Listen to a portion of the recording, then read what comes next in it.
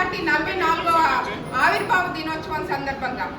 ఆ రోజు అన్న నందమూరి తారక రామారావు గారు చారిత్రాత్మకంగా 9 నెలల్లోనే పార్టీ పెట్టి తెలుగు వాళ్ళ ఆత్మ గౌరవాన్ని ప్రపంచానికి చాటి చెప్పే విధంగా ఎలాగైతే పార్టీ పెట్టి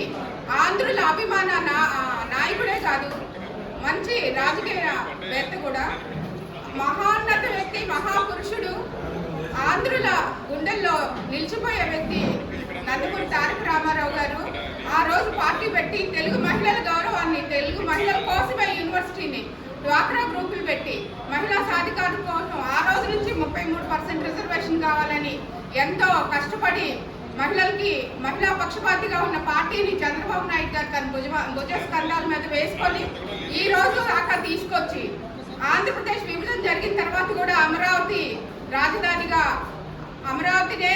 రాజధానిగా ఉంచాలని ఎంతో కష్టపడి కష్ట నష్టాలు కోర్చి ఎన్నో త్యాగాలు చేసి అమరావతి రైతులు 33,000 ఎకరాల భూమిని Amaravati brand image icon of Amaravati, father of Amaravati Chandrababu Naidu గారిని నమ్మి ఇంత చేసి ఈ రోజుకి 44వ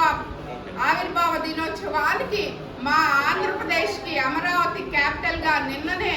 అసెంబ్లీలో అందరికీ చట్టబద్ధంగా ఆమోదించబడింది. ఈ సందర్భంగా మేమందరం తెలుగుదేశం పార్టీ కార్యకర్తలు అందరూ ఎంతో సంతోషంగా ఈ పార్టీని ఒక పెద్ద పండగగా ఈరోజు చేసుకుంటున్నాం. మాకు ఈసారి డబుల్ ధమాకా లాగా ఆవిర్భావ దినోత్సవం 44వ ఆవిర్భావ దినోత్సవంతో పాటు అమరావతి మా రాజధానిగా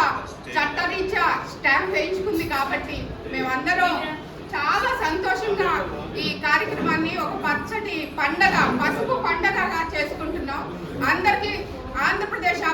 అభివృద్ధిని ఆకాంక్షించే ఆంధ్రప్రదేశ్ ప్రజలందరికీ ఈ సందర్భంగా చాలా సంతోషంగా మేము శుభాకాంక్షలు, అభినందనలు తెలియజేస్తూ తెలుగుదేశం పార్టీ కూటమి ప్రభుత్వం 10 కాలాల పాటు ఇలాగే పచ్చగా వర్ధిల్లి ఆంధ్రప్రదేశ్ని అభివృద్ధి మార్గంలోకి తీసుకెళ్లాలని ఆశిస్తూ, ఆకాంక్షిస్తూ సైనింగ్ ఆఫ్ మీ సోదరి డాక్టర్ కల్పన పంచపార్టీ.